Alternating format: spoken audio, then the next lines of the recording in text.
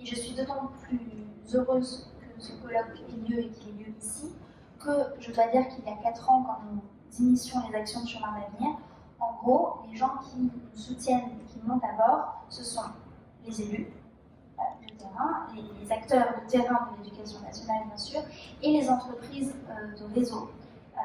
En gros, ceux qui, empiriquement, connaissent bien la jeunesse des territoires et qui mesurent les défis auxquels ils sont affrontés, auxquels ils sont confrontés. Mais à côté de ça, le nombre de réactions que nous avions qui relevaient à minima du désintérêt ou du dédain et dans certains cas du mépris avec une espèce de hochement d'épaule qui pouvait aller de mais attendez, par exemple, les jeunes ruraux, ils ont un grand jardin, un air non pollué, une chambre un peu plus grande que leurs camarades parisiens. C'est pas très grave s'ils n'ont pas accès à l'université, ils vont être heureux, ils vont faire quelque chose, c'est certain. Et si on va dans quelque chose d'un peu plus, des réactions un peu plus techno qu'on a pu avoir aussi, et qui, personnellement, me crispait beaucoup à ce moment-là, c'était, mais vous n'allez pas inventer une nouvelle catégorie de jeunes. Non, en tout cas, mes compétences. En revanche, ces jeunes existent, ils sont des millions. Ils grandissent en dehors des 25 grandes métropoles et de leur banlieue, avec évidemment une diversité de situations, mais un certain nombre d'obstacles et de convergences entre eux. Et pendant des années, c'est vrai, la question des inégalités touchant les jeunes Français en dehors des 25 grandes métropoles et de leur banlieue et les actions mises en œuvre pour les pallier étaient en partie passées sous silence. On n'identifiait pas que cette jeunesse, elle restait en partie dans l'angle mort, notamment des dispositifs d'égalité des chances, et en tout cas du débat public. Une famille sur 2 seulement est en mesure de payer un loyer étudiant pour ses enfants. Donc tout ça, Internet ne le règle pas forcément. 4 enjeux, je n'entrerai pas dans les détails, mais d'abord un enjeu de représentation. C'est-à-dire que parmi les défis et les difficultés que rencontrent ces jeunes, et que nous percevons sur le terrain, résiste en effet d'une part la difficulté pour ces jeunes-là à se sentir partie intégrante de la communauté nationale, si on emploie de grands mots, et d'autre part, le défi pour eux d'avoir des rôles modèles auxquels s'identifier. D'où l'intérêt du parrainage. Je pense à titre personnel qu'il y a probablement quelque chose à aller chercher de ce côté-là aussi, à de France. Deuxième point, un enjeu d'information, d'orientation et d'ambition. L'orientation des élèves en fin de 3e, et ça, vous le direz sans doute mieux que moi, mais est en partie corrélée à l'éloignement. C'est-à-dire que l'ADEPE le dit, plus l'éloignement est éloigné, justement, moins le passage en seconde générale et technologique est fréquent. Et enfin, parce que je ne veux pas passer le temps qui m'a été gentiment accordé, un enjeu de mobilité. À l'étranger, bien sûr, mais sans doute déjà pour commencer en France. Et j'ai été vraiment frappée de la façon dont cet enjeu de la mobilité fait naître des injonctions contradictoires parmi à peu près chaque personne que j'ai pu rencontrer au cours des dernières semaines. Pour résumer les postures, qui me semblent, évidemment il faudrait trouver un équilibre entre les deux. Posture numéro 1, il faut, coûte que coûte, vaille que vaille, que les jeunes des territoires ruraux restent sur leur territoire. C'est la priorité, ils doivent y rester pour revitaliser leur commune, pour revitaliser leur département, c'est l'enjeu. Vous remarquerez qu'à Paris, on ne demande jamais à un jeune de rester coûte que coûte, vaille que vaille pour participer au dynamisme de Paris. Le jeune parisien, il peut circuler partout en France, voire, s'il en a les moyens, partir à l'étranger. Donc voilà, j'aimerais qu'il en soit de même pour les jeunes dont nous parlons. Donc, première injonction. Et l'autre injonction, qui ne me semble pas terrible non plus quand elle est en tout cas formulée comme ça, c'est une injonction à la mobilité, sous peine de ne pas être capable d'être un citoyen du monde totalement épanoui, sous peine de se tenir à l'écart du monde globalisé, et de ne pas être capable de saisir les opportunités du XXIe siècle, en gros.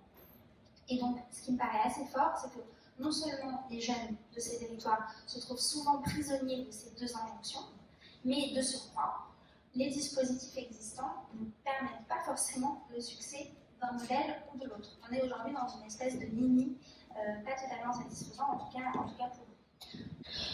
Sur ces questions d'égalité des chances, pour conclure, je crois très sincèrement que nous approchons d'un moment charnière, un moment où nous pouvons, si nous faisons confiance à la jeunesse, celle des grandes métropoles, mais aussi celle des quartiers populaires, mais aussi celle de ce qu'on peut essayer d'appeler la France périphérique ou pas, en tout cas celle des zones rurales et des petites villes, en donnant des moyens concrets à cette jeunesse de se réaliser, il nous est possible de tisser des liens entre les territoires, entre les générations, entre les catégories socio-professionnelles, au profit de la cohésion nationale. la prise de conscience est là, et ce colloque en témoigne, c'est la condition indispensable à l'élaboration d'une solution collective. Je vous remercie. Il ne faut pas parler de la France périphérique, c'était un coup pour vendre des livres. Il faut parler des France périphériques et des mondes ruraux. Les ruralités. Sarry-les-Chevreuils, c'est le monde rural. Fontainebleau, quelque part, c'est le monde rural. Ça n'a rien à voir avec la banlieue de Montbéliard où j'ai grandi, la banlieue de Moulins, où Salomé a grandi. Voilà. Donc il y a des ruralités. Et en la matière, je vous invite à aller consulter ce que la DEP a mis en place récemment et qui est vraiment remarquable, qu'on appelle l'indice d'éloignement, qui est, je pense, quelque chose de très salutaire, parce que qu'est-ce que ça veut dire d'être éloigné?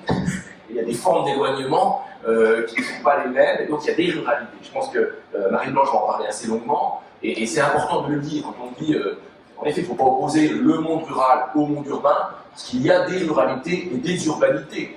Ensuite, je pense qu'il est extrêmement important de ne pas opposer des jeunesses.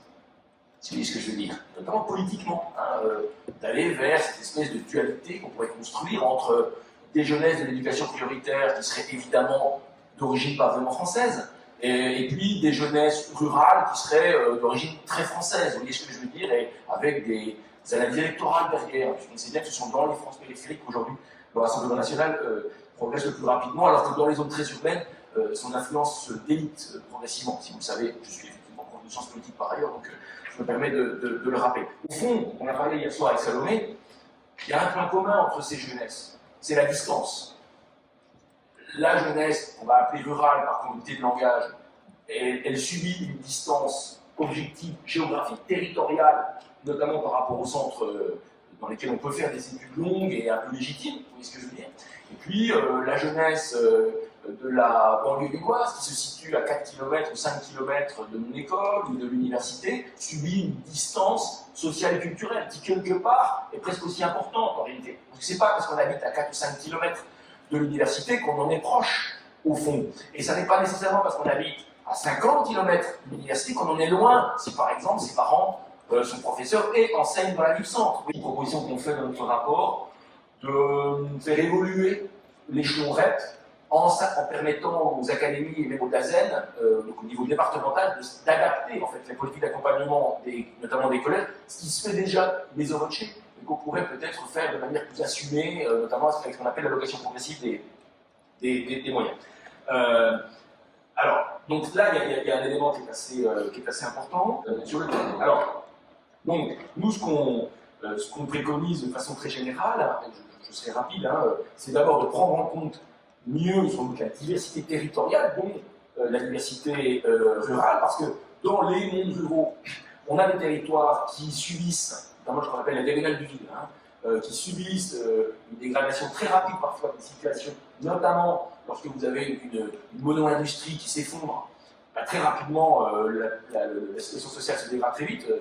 Dans les Ardennes, on l'a connu, avec aussi la fermeture des régiments après la chute du mur. Donc on a eu des situations très très fortement dégradées, parce qu'il y avait des emplois publics très importants du fait de la présence des militaires et des emplois induits. Donc ça s'est beaucoup dégradé. Or souvent, c'était pas REP par exemple, mais objectivement ça l'est devenu du fait de la dégradation, sauf que comme la politique REP est nationale, il y a des difficultés à pouvoir l'adapter. Donc on est sur ces problématiques d'académiser pour partie la politique d'éducation prioritaire, donner la main aux recteurs et aux DAZEN pour ajuster de façon plus souple le mécanisme. Et après, il y a la problématique de l'accompagnement des élèves les plus modestes sur tous les territoires.